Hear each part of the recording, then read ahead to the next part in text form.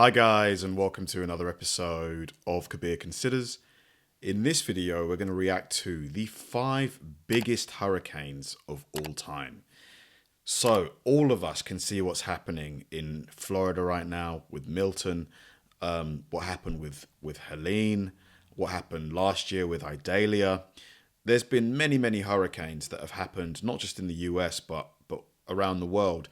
But, you know, of all the hurricanes that have happened, which have been the biggest, you know, whether, like, I'm guessing by biggest, we're going to say in terms of size, like the circumference of the hurricane, or maybe it's going to be just in terms of the damage caused, perhaps. Like, when it comes to damage, I don't know much about it, but as a kid, I remember my parents talking about Katrina and, you know, how damaging it was, expensive it was, how many people lost their lives. I'm guessing that one's going to feature on this list, but I don't know whether it's going to be the largest. Hurricanes are some of the most terrifying natural disasters. These storms can grow to be hundreds of miles across, able to swallow states whole. They have incredibly deadly winds, spawn tornadoes, and can cause storm surges with the power to wash away cars, homes, and of course, people.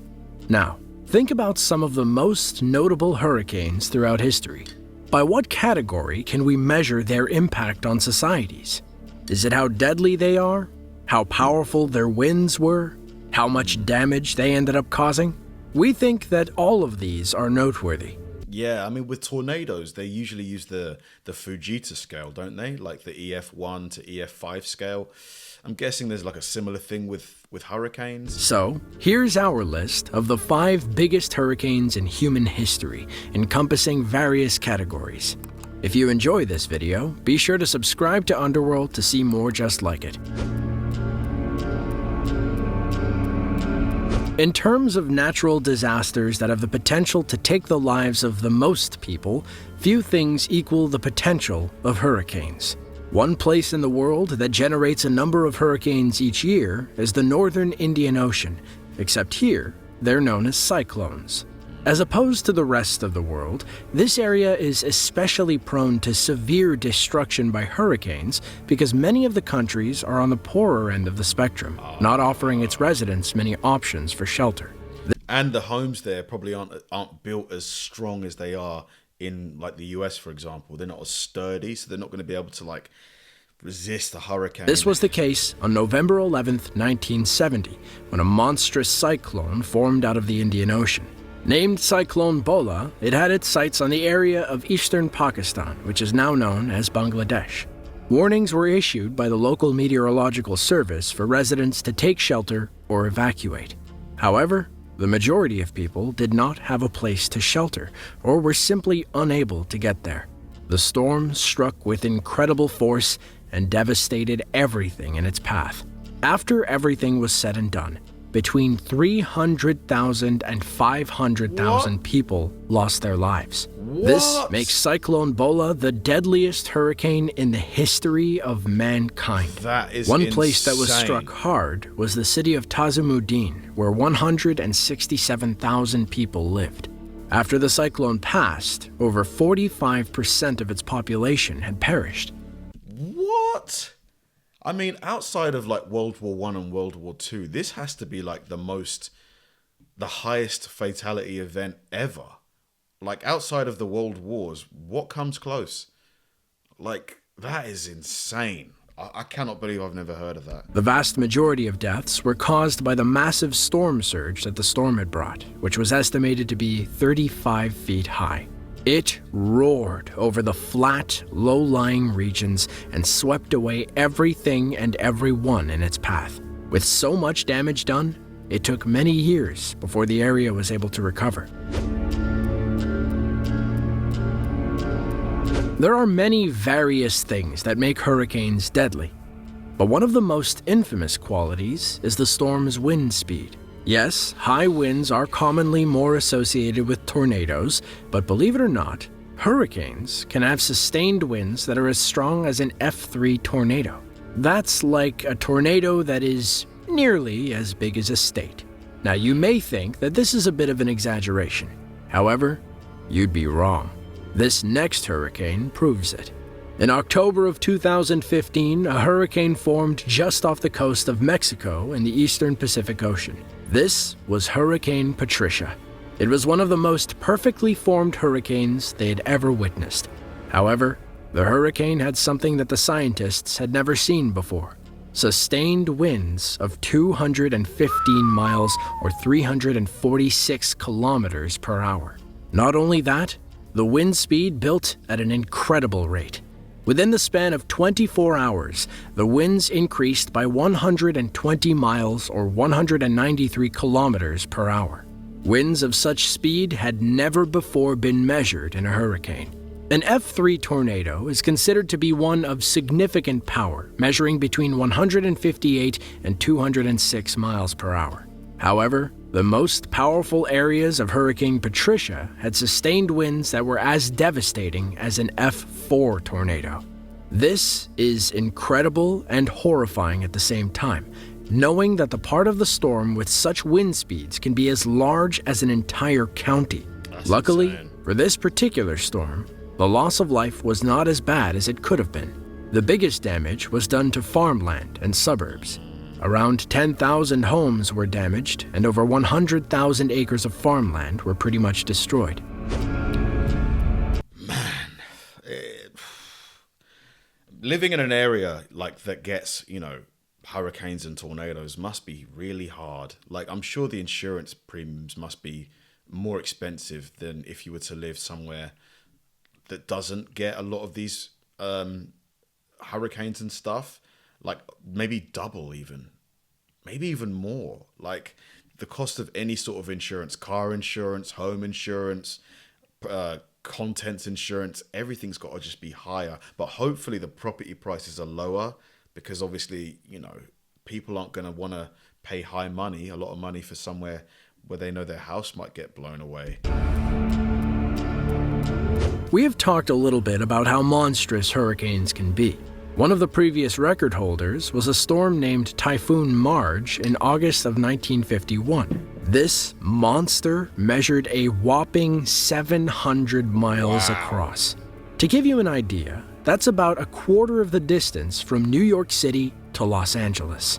It would be easy to swallow a couple of states in there. But this entry isn't to talk about Typhoon Marge. Why? It's because Typhoon Marge wasn't the largest hurricane ever recorded. Not by a long shot. That title goes to Typhoon Tip. Building strength in the Pacific Ocean, Tip was the largest cyclone ever recorded. At its maximum size, it measured 2,220 kilometers across, which is 1,380 miles. Dang, that's like half the US. That's like half of Europe. This is maybe even more. Large enough to engulf half of the continental United States. On top of that, Tip had maximum sustained winds of 190 miles per hour, making it a very strong Category 5 storm.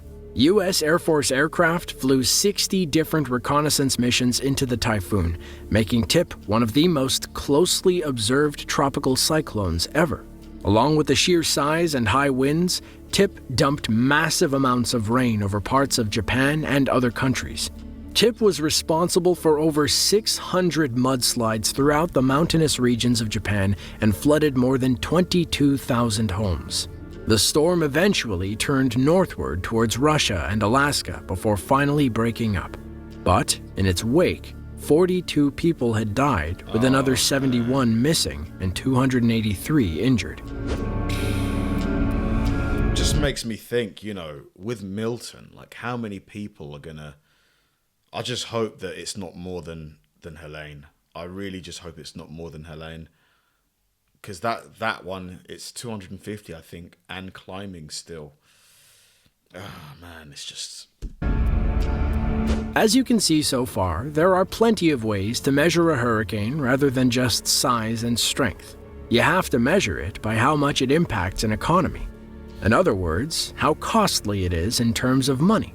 It definitely seems like a shallow thing to consider, especially when you have people dying because of these storms. But what needs to be considered is that the local governments will somehow need to pick up the pieces of their cities after it's all done. In August of 2005, a storm was forming in the Gulf of Mexico.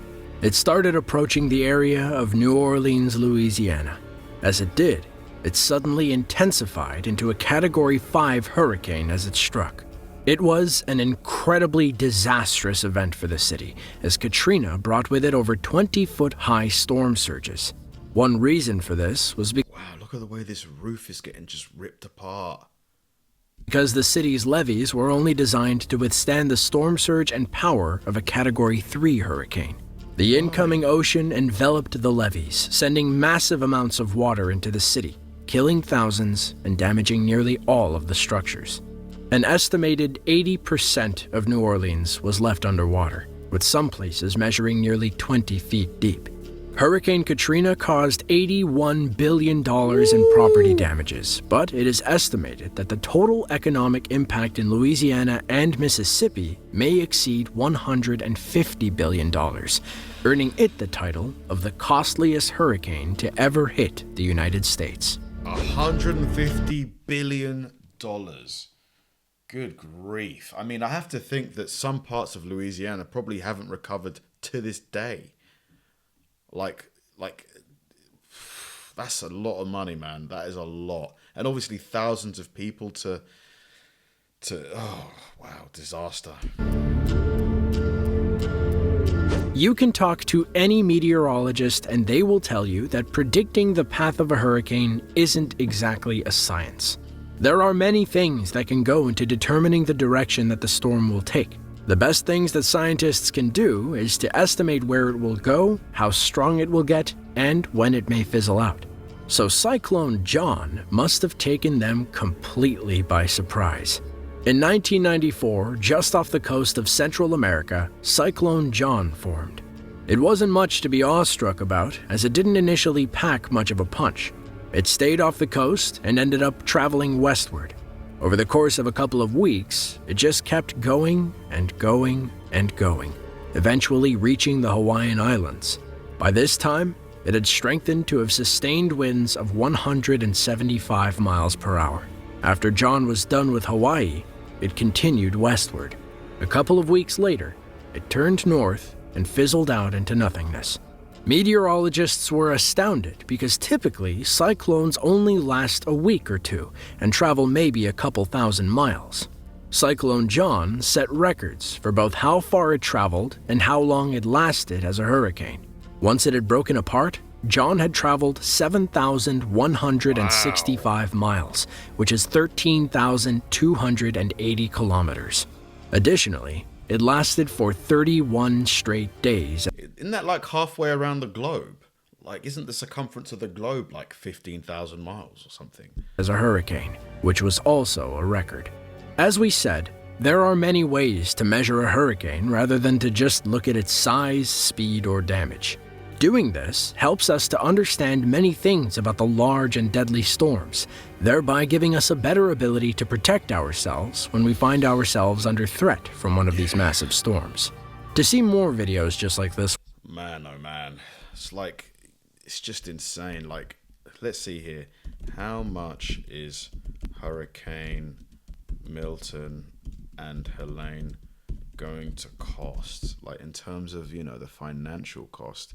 Immense costs for Americans. Here we go. What are we going to be walking back into? Immense costs for Americans under hurricane threat. The aftermath of Hurricane Helene and the approaching Hurricane Milton in the US Southeast has left residents once again scrambling for ways to fortify their homes or, in extreme cases, to find sanctuary elsewhere. But the cost of doing so is burdensome. Yeah, that's, for the people that live there, yearly, you've just got to, imagine you live on the coast and your house just gets battered every single year. Literally the day after we got home from the hospital, Helene hit. We got very lucky with that and did not have any damage from the storm surge, but our area got totally decimated. Knowing the risk that comes with living in her area, Marcella said that she and her husband invested in a new roof in 2021 and Category 5 hurricane-proof windows, but she remains worried. Of course, because even though they're rated for Category 5 hurricanes, you know, what if one is just particularly powerful? That first hurricane, the one in Bangladesh, the one that, you know, claimed 300,000 lives, that blew my mind. Like, that has to be up there in the top 5, you know, most deadly events in human history. Like, it has to be in the top 5, or at least the top 10, because that is an insane amount of people. You just got to hope that, you know, as the day, because in America right now, it's probably, I think in New York, it's probably like maybe 5 a.m. or something like that. You know, the number of unalivements is just as low as humanly possible. That's what I'm hoping for. As low as humanly possible. The damage is as small as possible. But at the same time, we have to be realistic as well. It's got to be hard to be a Floridian right now. How are you guys doing? Thanks for watching, guys. If you enjoy my videos, please help me out by liking and subscribing.